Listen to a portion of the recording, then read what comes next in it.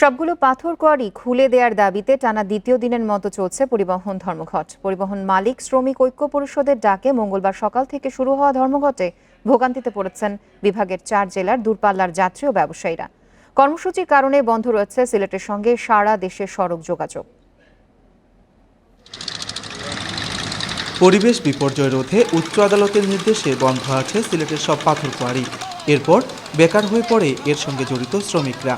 বিভিন্ন সময় কোয়ারি চালুর দাবি জানালেও হয়নি সমাধান। এবার একই দাবিতে কর্মবিরতির ডাক দেয় সিলেট বিভাগীয় ট্রাক পিকআপ মালিক শ্রমিক ঐক্য পরিষদ। এতে একাত্মতা জানিয়ে কর্মবিরতি পালন করছে পরিবহন মালিক ও শ্রমিকরাও। ধর্মঘটের কারণে সিলেট থেকে ছেড়ে যায়নি দূরপাল্লার কোনো বাস। বন্ধ আছে আন্তজেলা বাস সার্ভিস ও ট্রাক চলাচল। এতে দুর্ভোগ বেড়েছে দূরপাল্লার যাত্রী ও ব্যবসায়ীদের। এখন আসছিলাম গাড়ির জন্য, খুঁজতেছি কিন্তু গাড়িও চলতেছে না। এখন ট্রেন ছাড়া তো উপায় নেই। বাচ্চাটা এখনো ফুরিয়ে আছে, এখন হসপিটাল ভর্তি, করা হইতেছে না। শ্রমিক নেতারা বলছেন, পাথর কোয়ারির সঙ্গে পণ্য পরিবহন শ্রমিকদের জীবিকা নির্ভরশীল, তাই বাধ্য হয়েই আন্দোলনে নামতে হয়েছে তাদের। আর দাবি আদায় না হলে কঠোর আন্দোলনের হুঁশিয়ারি দিয়েছেন তারা। বর্তমানে ধর্মঘটটা হইল বিভাগীয়ভাবে ধর্মঘটটা। আমরা বিভাগে সিদ্ধান্ত দিচ্ছি, আমরা তার অনুমতিতে আমরা বর্তমানে গাড়ি বন্ধ রাখছি।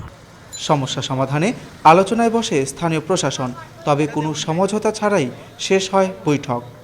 শ্রমিক নেতৃবৃন্দ যারা ছিল ওখানে, পাথর শ্রমিক নেতৃবৃন্দ, তারা বলছে এই আন্দোলনের সাথে তারা নাই, কারণ তারাও চায় পাথর কোয়ারি খোলা হোক। পাথর কোয়ারি খোলা হলে এটা তাদের ম্যানুয়ালি বা পরিবেশ সম্মত ভাবে তারা কাজ করতে পারবে। কিন্তু যারা এই আন্দোলন করতেছে এরা সবসময় যন্ত্রপাতি লাগায়, এরাই পরিবেশ ধ্বংস করে, অথবা এই আন্দোলনের তারা নাই। পরিবহন ধর্মঘট চললেও স্বাভাবিক রয়েছে ট্রেন ও বিআরটিসির বাস চলাচল। এছাড়া সুনামগঞ্জ, মৌলভীবাজার ও হবিগঞ্জে ঢিলেঢালা কর্মসূচি পালন করেছে আন্দোলনকারীরা। মাধব কর্মকার, ইন্ডিপেন্ডেন্ট নিউজ, সিলেট। সিলেটে পাথর কোয়ারি খুলে দেওয়ার দাবিতে পরিবহন মালিক শ্রমিক ঐক্য পরিষদের ধর্মঘটের প্রভাব পড়েছে বিভাগের অন্যান্য জেলায়ও। ভোগান্তিতে পড়েছেন দূরপাল্লার যাত্রী ও ব্যবসায়ীরা। ধর্মঘটের আরও খবর জানাতে এবার হবিগঞ্জ থেকে যোগ দিচ্ছেন আমাদের সহকর্মী আবু সালেম মোহাম্মদ নুরুজ্জামান। গতকাল থেকে এই ধর্মঘট চলছে, এখন হবিগঞ্জের কেমন প্রভাব দেখছেন? একই সাথে জানতে চাচ্ছি যে আন্দোলনকারীরা কি বলছেন, যেগুলো জরুরি সেবায় নিয়োজিত পরিবহন আছে সেগুলো কি এর আওতাভুক্ত কিনা?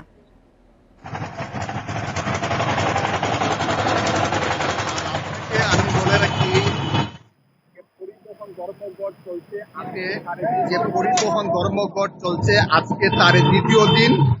আজ দ্বিতীয় দিনে পড়েছে পরিবহন ধর্মঘট, কারণ যে পাথর কোয়ারি খুলে দেওয়ার দাবিতে সিলেট বিভাগের হবিগঞ্জ, মৌলভীবাজার, সুনামগঞ্জ এবং সিলেট সহ এবং সিলেটের প্রত্যেকটি অঞ্চলে আপনার এই পরিবহন ধর্মঘট পালন হচ্ছে গতকাল থেকে। এবং এই ধর্মঘট চলাকালে যাত্রীরা এবং পণ্যবাহী সামগ্রী নিয়ে এবং যাত্রীরা বিপাকে পড়েছেন। তারা এক স্থান থেকে অন্য স্থানে যেতে পারছেন না এবং পরিবহন এর কারণে তারা এক স্থান থেকে আরেকজনে না যাওয়ায় তারা বিপাকে পড়েছেন। আমরা এখন আমি হবিগঞ্জ বাস স্ট্যান্ডে দাঁড়িয়ে আছি। আমি দেখতে পাচ্ছি অনেক যাত্রী এসে তারা ফেরত গেছেন এবং তারা তাদের লক্ষ্যস্থলে পৌঁছাতে পারছেন না। এবং তারা বলছেন, যেহেতু কোয়ারি খুলে দেওয়ার জন্য ট্রাক শ্রমিকরা এবং যে ট্রাক্টর বা পিকআপ শ্রমিকরা যদি ধর্মঘট পালন করে এবং বাস শ্রমিকরা এই ধর্মঘট পালন করছে, এটা ন্যায্য নয়। এটা কারণ এটার সাথে তাদের সম্পৃক্ততা থাকার কথা নয়। কারণ বাস চলাচল স্বাভাবিক করার জন্য যাত্রীরা আমাকে জানিয়েছেন, তারা বলছেন প্রশাসন উদ্যোগ নিয়ে বাস চলাচল স্বাভাবিক করা হোক, এই প্রত্যাশা তারা করেছেন। কিন্তু আমরা শ্রমিকদের সাথে এখানে আলাপ করেছিলাম, কয়েকজন শ্রমিক ছিলেন, আমরা কোনো নেতৃবৃন্দকে পাই নাই। তারা বলেছেন তারা সিলেট বিভাগের যে সাথে একাত্মতা পোষণ করে এবং মোটর মালিক শ্রমিক গ্রুপ এবং এই বাস ধর্মঘটের আহ্বান করেছেন।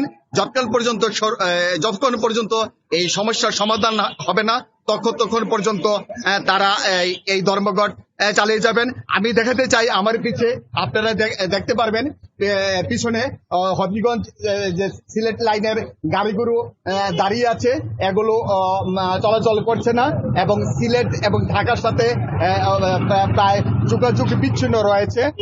আজকের দ্বিতীয় দিন অতিবাহিত হচ্ছে। এখন যাত্রী সাধারণের দাবি প্রশাসন উদ্যোগ নিলে এই সমস্যার সমাধান হতে পারে। অচিরেই প্রশাসন। হবিগঞ্জ থেকে সিলেটে পরিবহন ধর্মঘটের বিস্তারিত জানাচ্ছিলেন সহকর্মী আবু সালেম মোহাম্মদ নুরুজ্জামান। চলে যাচ্ছি পরবর্তী সংবাদে।